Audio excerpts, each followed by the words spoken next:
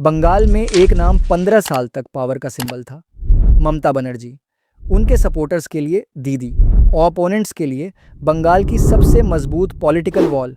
लेकिन counting day पर screen ने कुछ ऐसा दिखाया जिसे देखकर पॉलिटिकल एक्सपर्ट्स भी पॉज हो गए। BJP 207, TMC 80।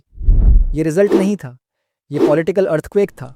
और फिर एक और नंबर आया जिसने शॉक को पर्सनल बना दिया, भवानीपुर। ममता बनर्जी का स्ट्रॉन्ग होल्ड, उनकी आइडेंटिटी का मिरर, उनका सबसे सेफ पॉलिटिकल रूम, वही रूम अनलॉक हो चुका था। और सामने खड़ा था सुवेंदु अधिकारी, फॉर्मर अलाय, अब सबसे बड़ा राइवल।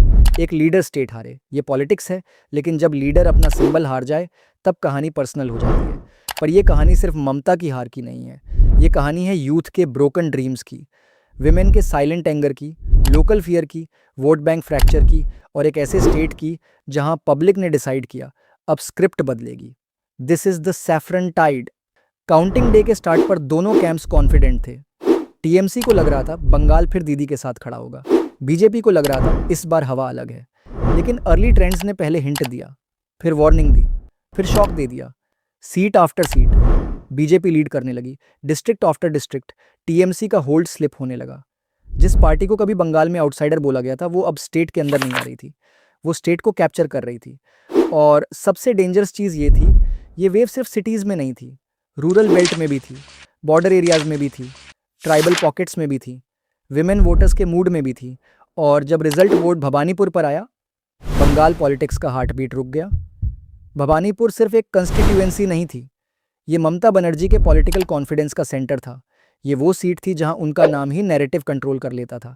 लेकिन इस बार नैरेटिव किसी और ने लिख दिया, सुवेंदु अधिकारी। एक वक्त पर ममता कैंप का स्ट्रॉन्ग फेस, फिर बीजेपी का अग्रेसिव वेपन। पॉलिटिक्स में बेट्रियल सबसे सिनेमैटिक इमोशन होता है, क्योंकि एनिमी बाहर से आए तो फाइट सिंपल होती है, लेकिन जब चैलेंज अंदर से निकले तो डैमेज डीपर होता है। भवानीपुर का रिजल्ट एक मैसेज था, पावर का सबसे सेफ रूम भी पब्लिक मूड से सेफ नहीं होता। ममता बनर्जी के लिए ये डिफीट स्टैटिस्टिकल नहीं थी, सिंबॉलिक थी।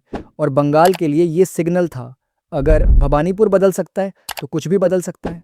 लॉन्ग रूल का प्रॉब्लम ये होता है, स्टार्ट में लोग होप देखते हैं, बीच में हैबिट बन जाती है, और एंड में questions.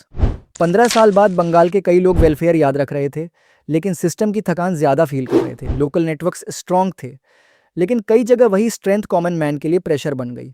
Permissions, business, construction, local influence. Top level corruption news बन सकती है, लेकिन लोकल फियर डेली लाइफ बन जाता है। और जब पॉलिटिक्स घर के गेट तक प्रेशर बनकर आ जाए, वोटर साइलेंटली वेट करता है, फिर एक दिन बूथ पर जाकर जवाब देता है।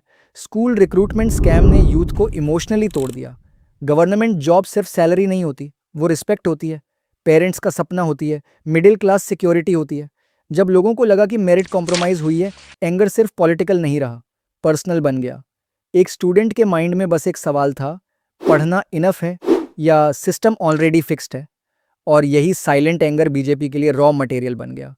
बीजेपी ने बंगाल को सिर्फ स्पीचेस से नहीं जीता, बीजेपी ने बंगाल को बूथ से रीड किया।